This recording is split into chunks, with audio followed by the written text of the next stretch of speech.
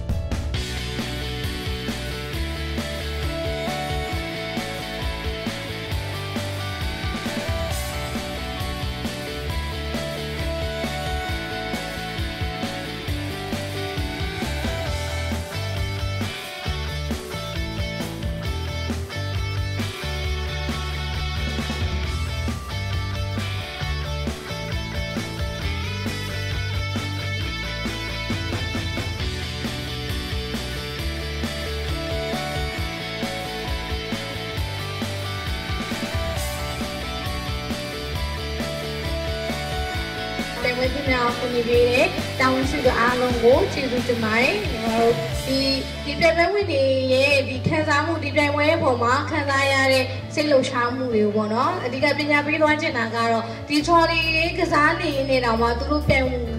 ရတာဒီလိုစိတ်နှောက်ယှက်ဖြစ်တယ်ဆိုရင်ကားမောင်းနေနေဖြစ်ဖြစ်လမ်းသွားရင်းနဲ့ပဲဖြစ်ဖြစ်ဒီလိုမျိုးကိုယ်ဖုန်းပြောတဲ့ခါမှာဖြစ်ဖြစ်စာရိုက်နေပဲဖြစ်ဖြစ်ဘယ်လိုအခက်အခဲအနှောက်ယှက်တွေအဲ့ဒီရှိတယ်ဆိုတာကိုထောက်ပြချင်တာဒီတေးသေးလေးကနေစပြီးတော့အကြီးဒီကိုမြင်အောင်ထောက်ပြချင်တာဖြစ်ပါတယ်အဲ့လို